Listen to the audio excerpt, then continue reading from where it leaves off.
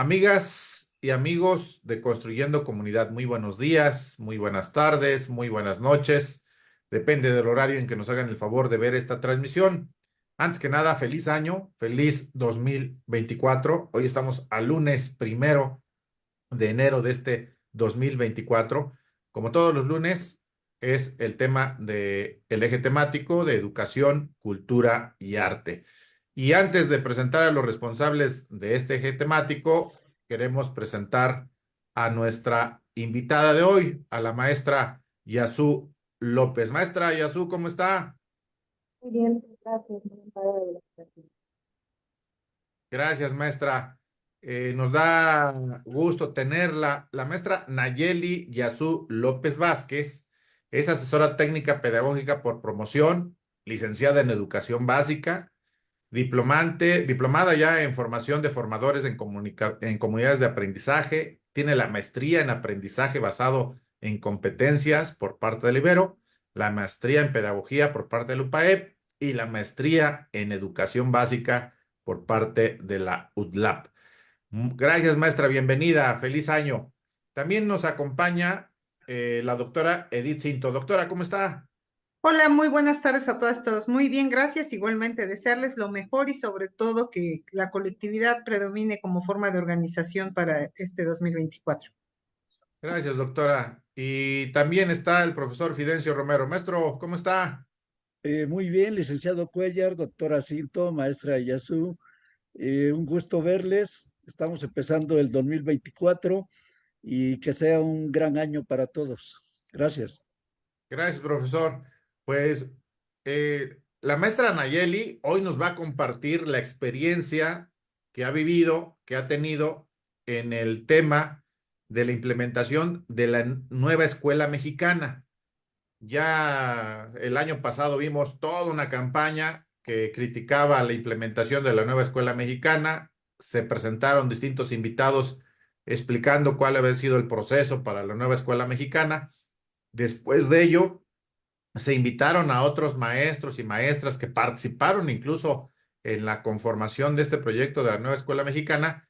Y hoy, a poco más de medio año de haberse implementado, pues la idea es tener a maestras, maestros que ya han aplicado el modelo de la nueva escuela mexicana para que nos compartan qué es lo que han visto, cómo se han sentido y cuál es la experiencia acumulada a partir de la implementación de la nueva escuela mexicana. Por eso la maestra Nayeli está con nosotros. Maestra Nayeli, adelante, por favor. Licenciado Cuellar, si me puede permitir Claro que sí, maestro.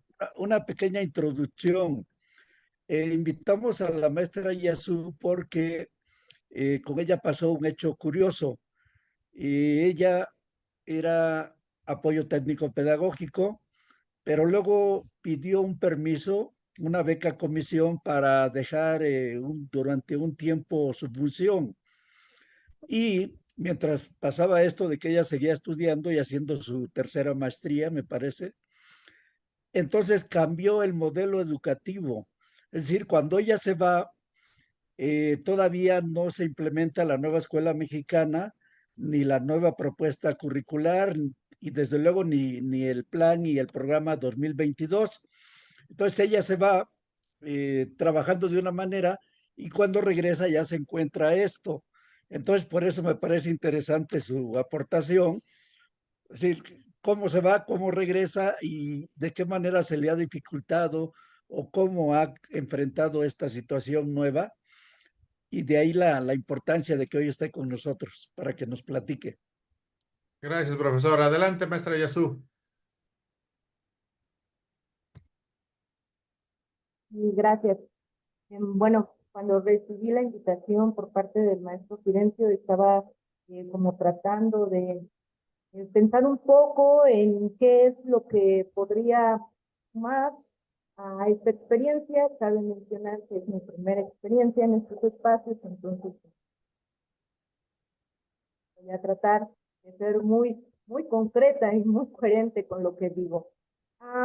Efectivamente, yo iniciaba un proceso como asesor técnico pedagógico.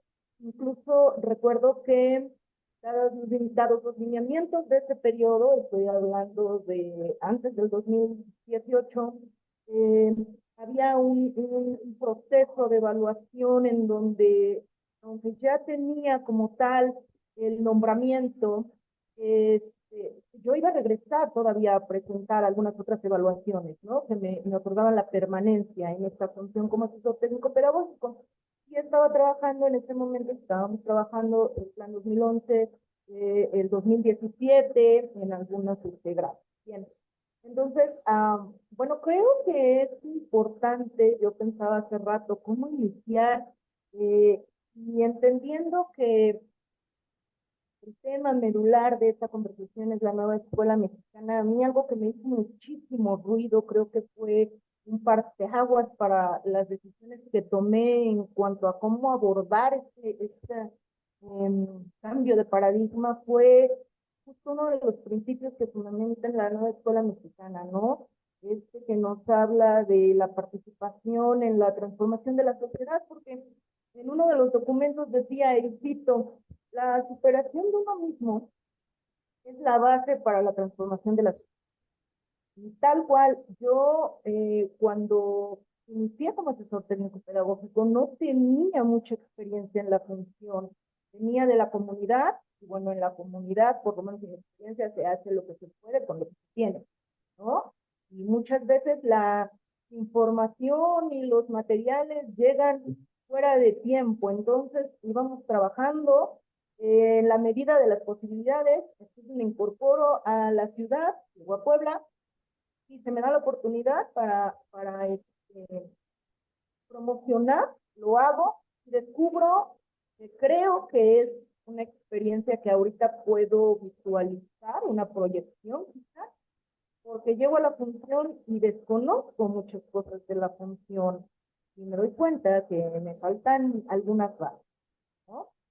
Entonces, eso me hace como hacer una introspección de mi persona, pero también de este papel como profesor. Y solicito esta oportunidad que se da la Secretaría de Educación Pública de Derecho de beca. No es más que otra cosa que este espacio que se le da al docente para su propia formación con las garantías de su estabilidad económica en cuanto a sueldo, todos los beneficios. Y entonces me voy en el 2018 y regreso en el 2021. Por lo tanto, me perdí completamente de este 2019-2020, donde se trabaja esta nueva escuela mexicana a manera de taller autogestivo, esta invitación general que se hace, estos primeros indicios, ¿no? De cómo se venía proyectando esta nueva forma de ver la educación y de aplicar la educación. También me pierdo de ahí del 2020-2021, de estos webinars, además en este periodo de pandemia, ¿no? Que fue también un movimiento internacional que no esperábamos, que no estábamos muchos de los países preparados para, ¿no? Y que vino como a mover lo que teníamos predispuesto que iba a pasar, o por lo menos el trayecto que íbamos a tomar en el sistema educativo. Entonces me pierdo de estas webinars y me incorporo en 2019, parece. Pero ya habían avanzado en cuanto a las bases epistemológicas de la nueva escuela mexicana, los principios, los fines, los propósitos, algunos materiales. Y nada, pues regreso ya cuando estábamos hablando del marco normativo, del marco pedagógico, y regresar a un espacio que, repito, no dominaba, ¿no? Me estaba incorporando. Y luego ver que lo que entendía ya no está, creo que la primera emoción que yo pude experimentar fue el miedo a enfrentarme.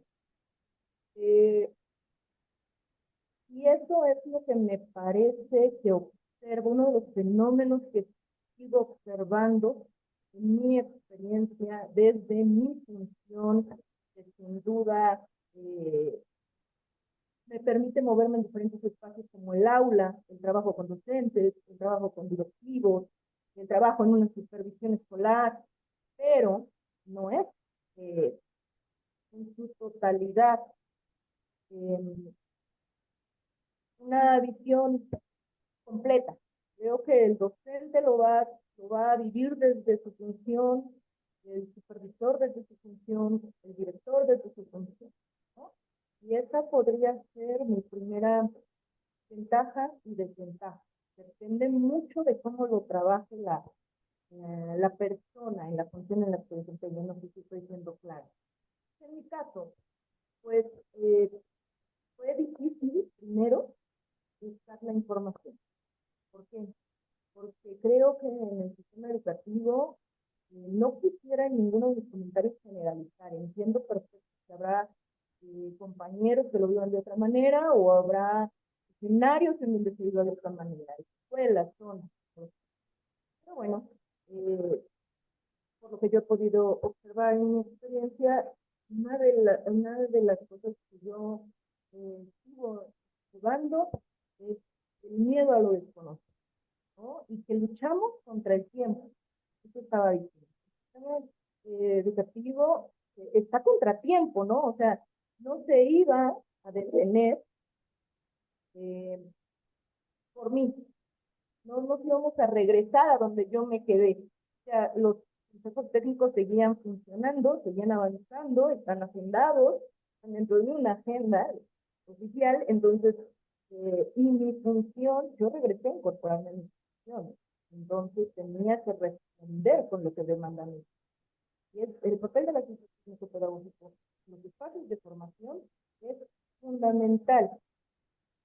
Entonces, con esa responsabilidad, lo primero que hice fue pues, ir a la Secretaría, acá en Puebla, y a acercarme al área que correspondía y pedir los documentos que se habían tirado desde el 2019. Y quien está a cargo tuvo a bien decirme, pues, si esto quiere, ahí se va. Y me mandó por correo electrónico diferentes documentos, ¿no? Que se habían proporcionado en los talleres autogestivos que ya mencioné, en aquellas webinars que yo me había perdido, algunas presentaciones que se habían trabajado desde nivel de primaria, pero leía hace tiempo en un libro que se llama El Libro de la Educación, una frase que me movía mucho, que decía, el mal está en lo que no se entiende, sino en lo que se cree entender. Y efectivamente, yo estoy nada hacia el lado de que la interpretación es buena, requiere del análisis, de la discusión, del pensamiento, pero la socialización del aprendizaje es posiblemente elemental, fundamental para que se pueda confrontar el conocimiento, para que lo puedas entender, para que lo puedas comprender de una manera más amplia, ¿no? Lo que estás leyendo y lo que estás comprendiendo tiene varias visiones, varias vertientes, nutre. Entonces, pues yo leía y cuando sentía que entendía algo, ya había 4 o 5 temas más en donde seguía perdida. Esta angustia creo que es algo que me ayuda a entender a los niños, porque yo tenía, en ese momento tenía las ganas de entender, de saber, pero era muchísimo material, muy poco tiempo, seguíamos avanzando, ya se vislumbraba por ahí la implementación, el pilotaje, la oficialización del programa, etcétera, ¿no? Y eso fue en un momento angustiante y cuando las cosas se trabajan con el factor angustia, se tienden a omitir muchos muchas partes del proceso importantes, ¿no? Como el poder reflexionar, buscar más espacios de diálogo, parar con tu experiencia, lo que te están diciendo que puede pasar o que pasa, lo que dan por hecho la teoría, ¿no? Y que en la práctica tiene sus diferencias, tiene sus matices muy específicos. Entonces fue una experiencia que podría yo concluir con revitalizante sería la palabra, porque finalmente el perfil ahí está, ¿no? Inmersa en lo educativo, no es algo que desconozca, no es algo que me sea nuevo, pero no estaba preparada para vivirlo, para entenderlo y vivirlo de una manera tan diferente a mi formación académica y a mi formación familiar, a mi historia, ¿no? Somos historia. Entonces, yo requiero de que alguien me lo explique. Yo requiero de que alguien me ponga ejemplos y yo me sigo. Pero cuando no existen esas herramientas, yo me conflictúo. En un primer momento siento que es dificilísimo. Y conforme me voy involucrando, voy entendiendo que no es dificilísimo. Pero se van evidenciando mis áreas de oportunidad. Eso es lo que más trabajo me ha costado. Involucrarme en una disciplina de lectura. Darme el tiempo de buscar lo que no comprendo de lo nuevo. O sea, no es solo tener un documento, sino entender el documento y entender desde su forma más natural, más básica, que es pues, algunos conceptos que no tengo muy claros y que requiero del diccionario y algunos otros que no tengo muy claros y que refieren a un tecnicismo pedagógico que también me tengo que regresar a la etimología de la palabra. Y también algunos momentos en donde tengo que hacerle sobre cuál es los autores que respaldan esta nueva forma, este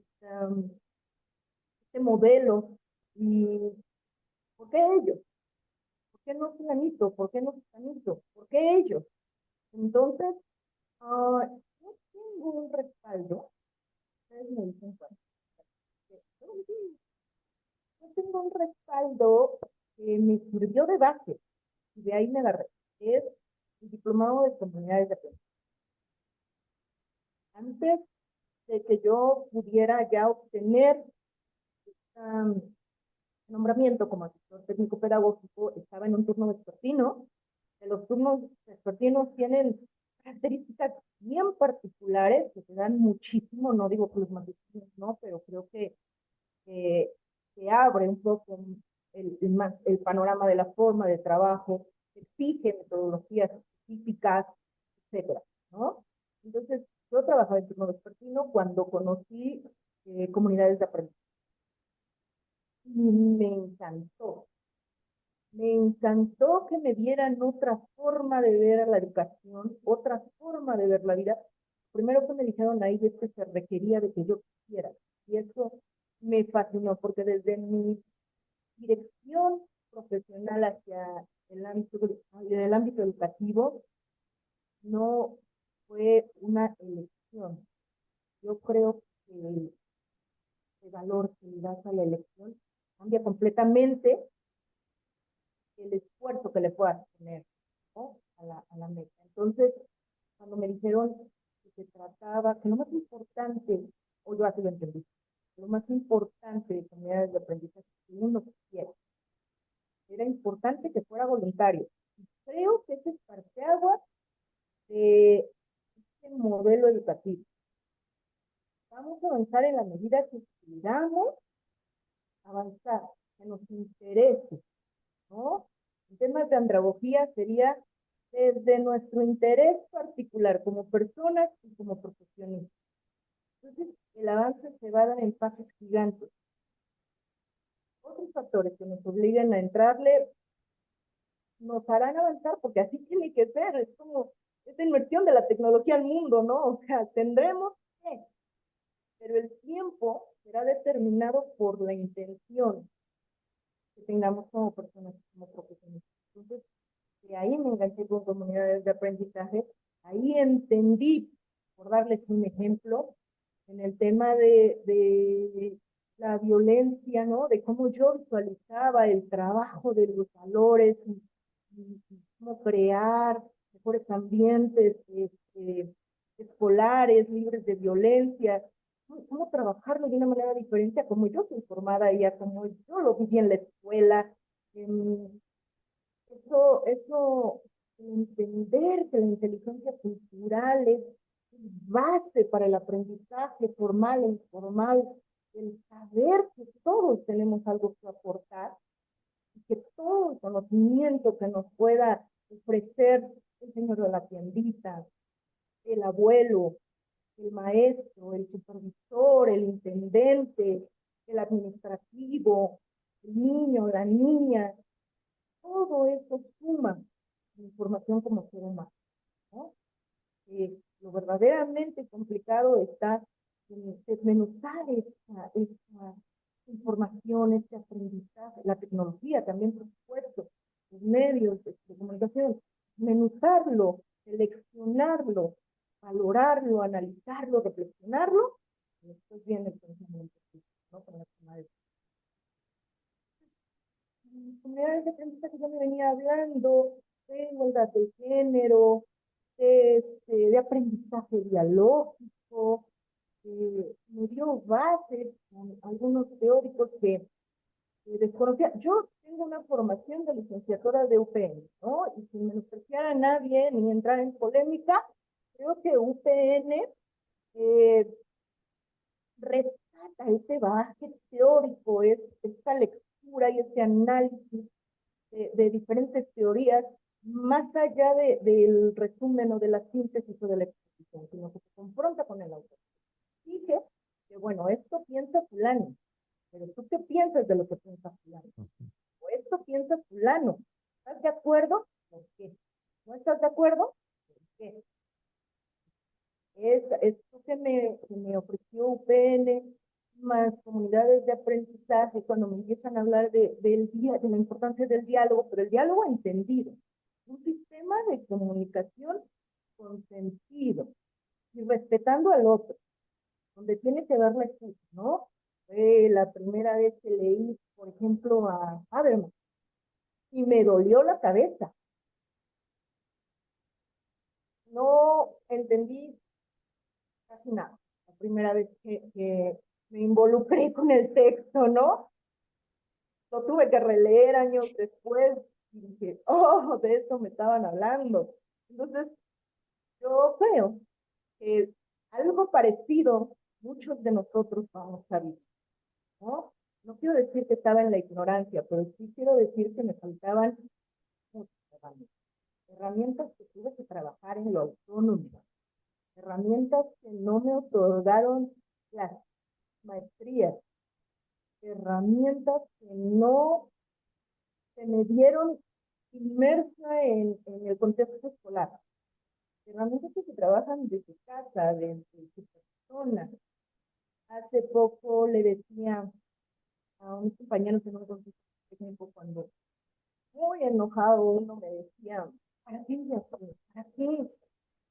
Esto es tiempo, o sea, es de un tiempo. Y después yo le contestaba, no sé, tengo todas mis diferentes puestos en que nos den la oportunidad, el tiempo nos dé la oportunidad de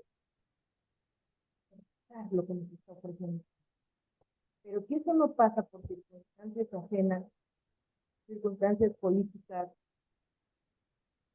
¿sí? Lo peor que nos puede pasar en esta experiencia es que nos vamos a convertir en muchos en mejores seres humanos.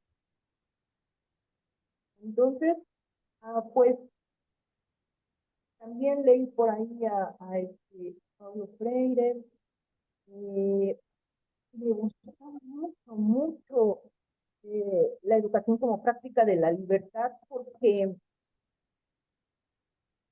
hacía ruido en algo que yo no había tenido la oportunidad de vivir en muchos espacios educativos. Era esta visión de que la educación se colocara en un diálogo constante con el otro, ¿no? Pero que al mismo tiempo te permite descubrirte, realizarte, este diálogo que te lleva al análisis, a la crítica y al descubrimiento de nuevos saberes y de nuevas formas de verte a ti mismo. Entonces,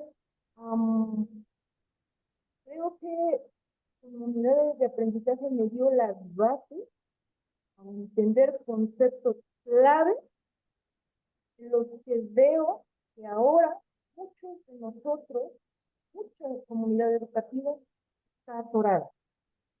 Porque sin duda es dificilísimo en mi experiencia. Durante mucho tiempo, tener una forma de, y luego que te digan, ahora es al revés, ¿no? O sea, yo siento que más negociado, pero ven, siento que se te pierde el piso. Y lo que experiencias donde sí es sentido, se pierde el piso, ¿no? Que caes al vacío. Cuando piensas que es fondo, ¿no? Es primer nivel. Entonces, es una de esas experiencias, porque te tienes que enfrentar a ti mismo.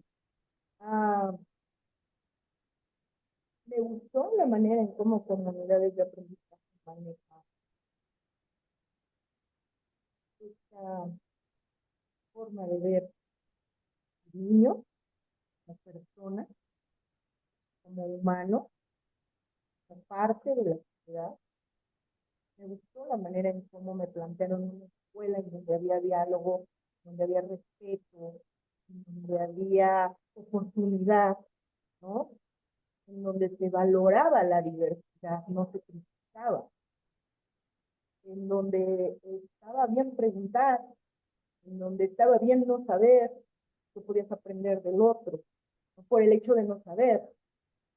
Y también me exigía con mucho respeto, me exigía con mucha paciencia avanzar. A mi paso, pero avanzar. Cuando empecé a leer sobre la nueva escuela mexicana, sobre las 4 condiciones de la nueva escuela mexicana, sobre los principios que fundamentan la nueva escuela mexicana, me di cuenta que había conceptos muy parecidos y que le daban peso a una palabra, claro, que era comunidad, ¿no? Entonces, eso me ayudó a entender. Lo demás fue disciplina, constancia, lectura y priorizar. Todo el tiempo priorizar. Al final, en este momento, creo que he entendido que no puedo ir al ritmo, ¿sabes?, de lo que me están exigiendo. Sobre todo porque no voy sola en el camino. Voy agarrada de miedo. Estoy entendiendo que cada uno de nosotros somos diferentes y tenemos diferentes formas de vida. ¿Sí? Algunos están casados y yo entiendo para un compañero maestro prioridad llevar el sustento a casa. Y que ese sustento muchas veces no es suficiente de lo que le aporta el magisterio, ¿no? Entonces él tiene que buscar otras maneras de ingreso. Lo entiendo y con base en eso yo voy buscando con el equipo, como parte del equipo de supervisión, estrategias para que podamos seguir avanzando. También entiendo que hay maestras, compañeras maestras que están criando, ¿no? Sin duda, sabemos pues que los niños son demandantes, niñas, los niños, los bebés, entonces también lo entiendo. Entiendo también que hay compañeros como yo que se nos complica un poco la tecnología, ¿no? Que si estamos hablando de que nosotros tenemos que dar de nuestro espacio y tenemos que buscar la información y tenemos que apuntar, de ser autodidactas y esa autoformación que tanto se ha discursado, pues el medio idóneo es el uso de la tecnología. Algunos por falta de práctica, algunos por falta de interés y algunos, no lo sé, por Dios que le echo ganas, pero algunas cosas me cuestan, ¿no? Repito, yo soy de la generación del lápiz mirado número 2, por supuesto que me aferro a mi libreta y a mi lapicero entonces, eso es lo que yo observo. Mucho tiempo, por ahí del 2010, escuché esta palabra, este concepto de resistencia al cambio. Y yo sentí, más activo, ¿cómo podría resistir al cambio, no? Es movimiento, el aprendizaje es movimiento. No, no, por eso me fui de beca comisión, porque me resistía a aceptar que me faltaba mucho, y dentro de eso que me faltaba, era teoría, era conocimiento, era base científica. Eh, la experiencia es muy buena, la experiencia es elemental, pero la experiencia no es todo porque si no caemos en la improvisación, en, la, en el exceso de confianza. Entonces, creo que estamos, lo que yo observo, literalmente con base en mi experiencia, ¿no? De llegar y que ya no había nada de lo que yo, para lo que yo me fui, no, una maestría en aprendizaje basado en competencias y después competencias no, no. Entonces, pues, el regresar y ver que todo es diferente, o que para allá vamos, ¿no? La realidad tiene, pero que para allá vamos, desde el discurso, desde los conceptos, desde la teoría, desde los autores, desde las bases filosóficas, era miedo. Y cuando algunas personas tenemos miedo, nos enojamos. Y cuando nos enojamos, nos ponemos a la defensiva, ¿no? Y cuando nos ponemos a la defensiva, pues es difícil vernos, es más fácil culpar temas, los libros, la escuela, el director, o en caso, cuando funciona, al maestro, compañero de apoyo. Entonces,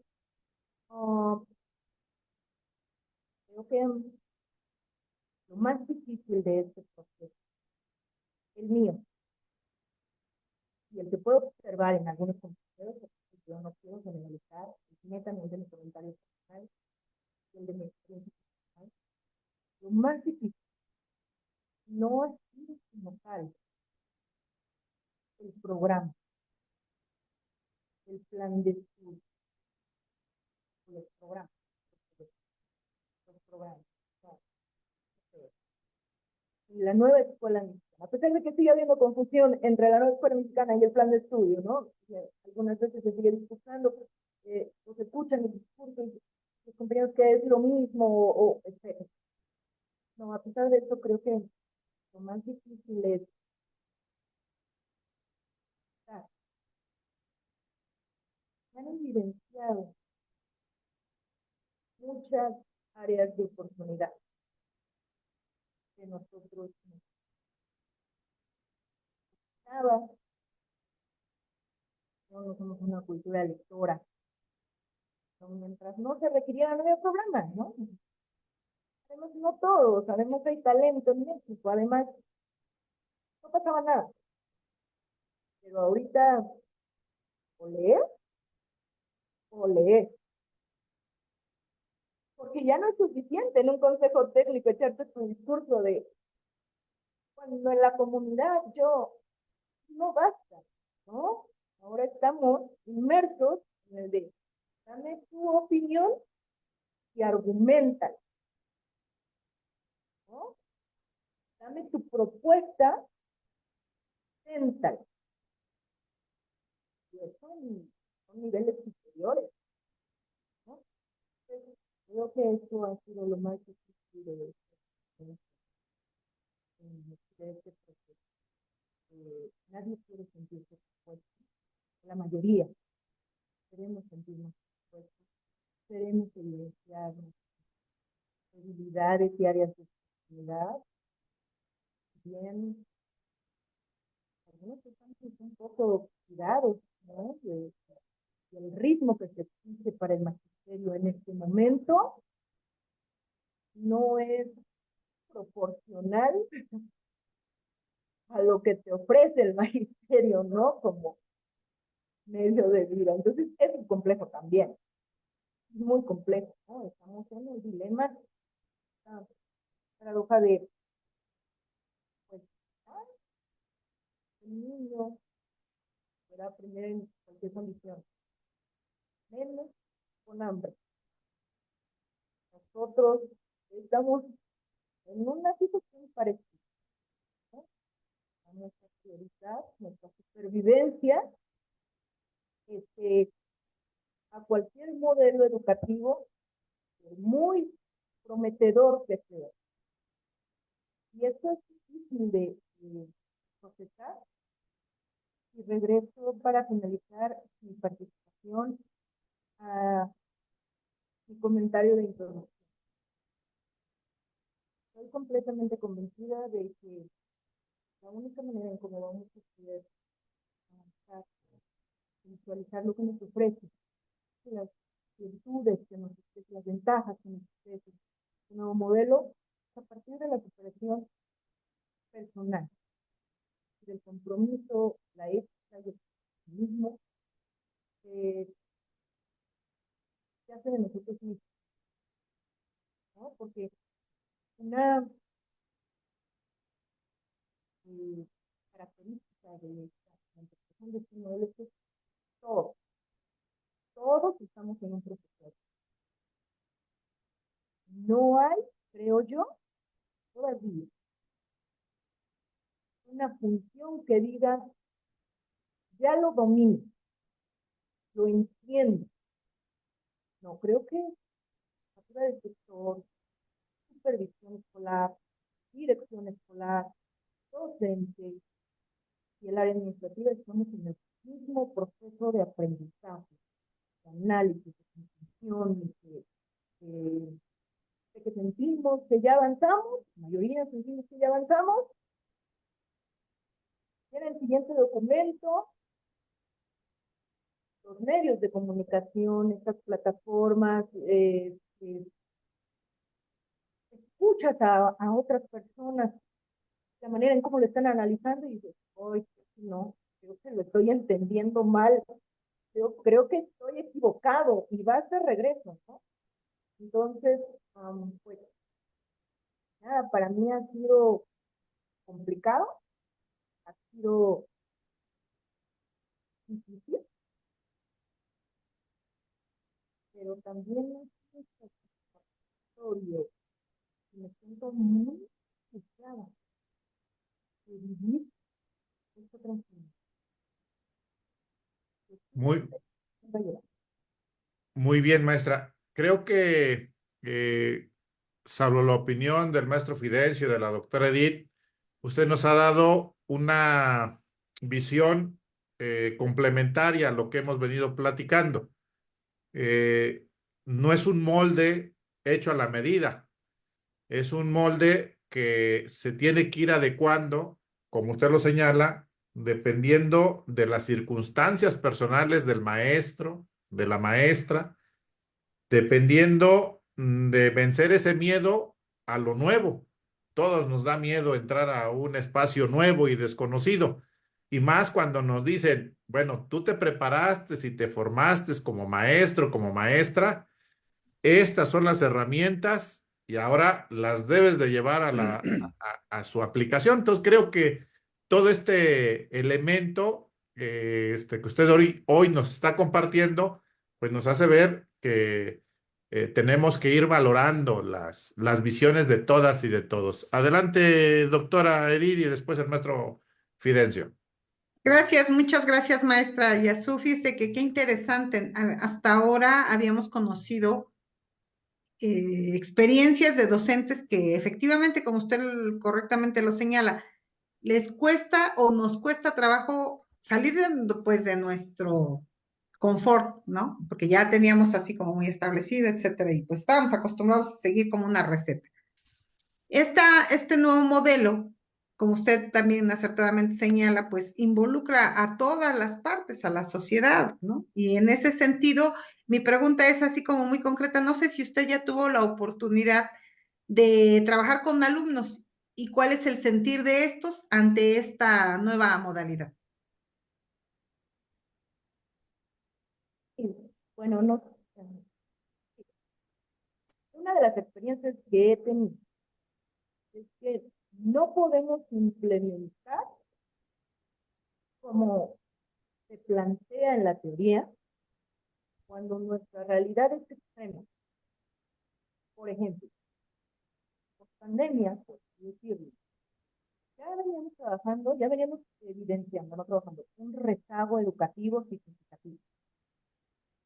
Llega pandemia, no tiene el rezago se incrementa, ¿no? Potencializa, lo que ahora se justifica. Y eso es sumamente peligroso. Nos desfavorece completamente a las escuelas, al compañero y la compañera docente. ¿Por qué? Porque todo lo que ahora es nuestra realidad se discursa y se justifica por el periodo, ¿no? Y nos enfrentamos realmente a situaciones muy difíciles. Eso es verdad. Pero son muchos otros factores los que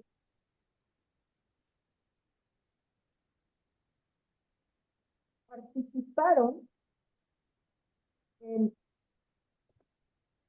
una realidad, la escuela, el aula, de alumnos de sexto grado no tienen fortalecido el proceso de elección.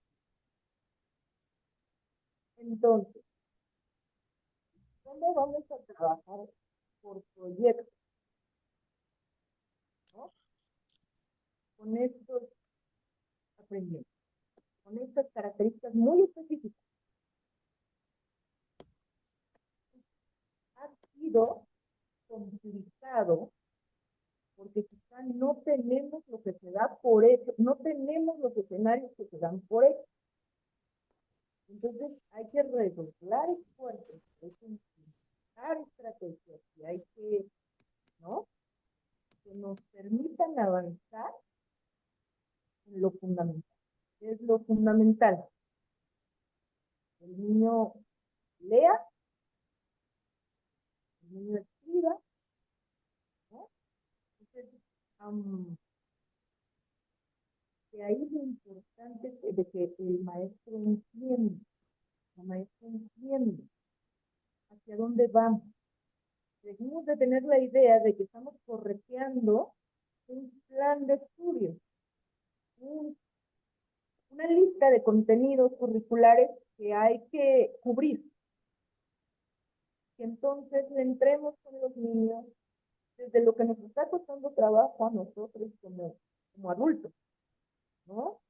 Por ejemplo, la escucha activa. La oportunidad de externar nuestra opinión. Esto que estamos viviendo en el aula es más que un reflejo de lo que somos. ¿Qué se evidencia en un consejo técnico? Bueno, seguramente será muy bueno, pero muy orgánico, muy bueno, muy orgánico.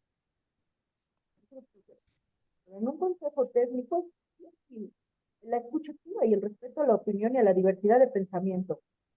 De repente ya me estoy enojando porque no coincide con mi forma de analizar o de ver. Entonces, es difícil que un maestro, un director, se enoja porque no están de acuerdo con lo que él opina o lo que él considera que es la mejor forma de realizar algo. No creo que en un aula maestro dé la oportunidad a los estudiantes. A mí no me entra. Creo que en los consejos técnicos a veces se ve la molestia del maestro porque se está dialogando en corto, ¿no? Y es una falta de respeto que estén hablando.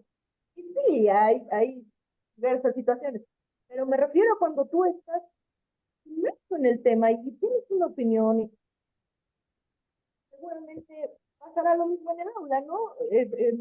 Pero este maestro, hasta que yo termine, puedes hablar. O, y maestro, ¿y si le hacemos así? No, no, no, no, no, ya dije cómo le vamos. Entonces, creo que en el aula lo que está costando trabajo, no se pregunta, doctora, en el aula lo que está costando trabajo es trascender del discurso a la acción. Porque sí, ya entendimos que es importante que el niño se exprese. Ya entendimos que por ser niño no es tonto. Ya entendimos que tiene derecho como niño, como ciudadano, ¿no? Ya entendimos que ahora vamos a trabajar en comunidades y que el aprendizaje se debe, ya lo entendimos, ya lo discursamos, ya lo leímos. Pero ahora hay que llevarlo a la realidad, al aula, a la práctica. Y eso es complicado porque el niño es niño. Y sucede como hace mucho tiempo, cuando empezamos con el 2011, nos decían, dale la libertad al niño de que desde que quiere aprender y de que trabaje en equipo. Y le soltabas al niño la libertad, esta libertad mal entendida, es con estas carencias de metodologías que nos llevaran a el trabajo por competencias, etcétera, ¿no? Y entonces tú le decís al niño, vamos a trabajar en equipo. Y era increíblemente difícil por el desorden, por el ruido, por el desorden, por el ruido, porque él se desfasaba si tú le decías que quieres aprender, quería aprender como cosas que resultaban muy complejas para que el maestro la aterrizara, o por lo menos a mí eso me pasó, ¿no? O sea, yo no sabía manejar la libertad, pero yo tampoco sabía cómo direccionar. Entonces ahorita, eso justamente es lo que nos está dificultando un poco el trabajo en el aula. Y el maestro, y el supervisor, el director, y el ATP, sí, claro, cuál es tu trabajo por proyectos, hacia dónde vamos con el trabajo por proyectos, qué características tiene el trabajo por proyectos, qué te ofrece esta metodología y por qué tiene ciertas características, se deben respetar. Tú improvisas y tú interpretas de una manera equivocada, pues no vas a tener los resultados que te están planteando. Si el maestro no lo tiene claro, ¿cómo lo va a poder llevar a cabo? El maestro no ha entendido el aprendizaje dialógico fundamental, la libertad de expresión, la libertad de pensamiento, el desarrollo de pensamiento crítico. Si no lo ha entendido, es difícil que pueda articularlo en el aula, ¿no? Entonces, los niños, segura, los niños se van a adaptar perfecto, tienen esa habilidad. Los niños no creo que sean, no creo que sean la, creo que sean la parte más compleja. Ellos, bueno, los que mandan a la escuela, ahí están. Quieren saber, quieren intentar. Ellos intentar nuevas cosas. Tan fácil como que tú le dices, te enseño un nuevo juego.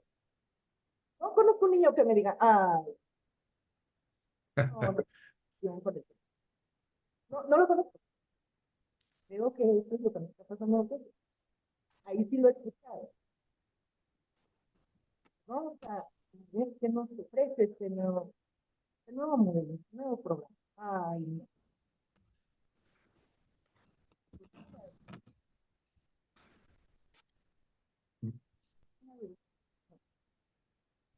Bien, maestra. Profe Fidencio, por favor, su opinión. Es interesante escuchar a la maestra porque, como ella ya lo explicó, no participó en todo el proceso de la nueva escuela mexicana, los fundamentos teóricos, filosóficos, que fue lo primero que tuvimos que habernos apropiado, pues no pasó por eso y luego de repente tuvo que asimilar toda la información que ya se había acumulado y eso desde luego pues le produjo inquietud, se conflictuó porque pues no tenía todo ese aprendizaje previo que se supone que quienes estamos en activos sí lo tuvimos. Sin embargo, ella compensó eso, pues porque tenía ya una base de formación, el hecho de tener 3 maestrías, bueno, no cualquiera lo hace, no es fácil, y esa base de ya tener lecturas, de tener la actitud, la disposición de aprender, de hacer cosas nuevas y sobre todo de poner en práctica lo que había aprendido. Y esta es una gran oportunidad de hacer eso, porque después de haber tenido una maestría que tiene que ver con el aprendizaje basado en competencias, que era lo que estaba de moda en el gobierno de Peña Nieto, y luego regresar y encontrar que ahora el enfoque es humanista y que ya no es el niño el centro del sistema educativo, es el niño, pero también es la comunidad. Y lo que el niño logre aprender y transformar, pues tiene que impactar en la comunidad. Eso a partir de los niños, pero también a uno como adulto. Entonces sí es interesante todo esto y como ella dice, tiene que ver con la voluntad personal, con la actitud, con la disposición para pues hacer lo que en este momento corresponde hacer y salir lo mejor librado posible.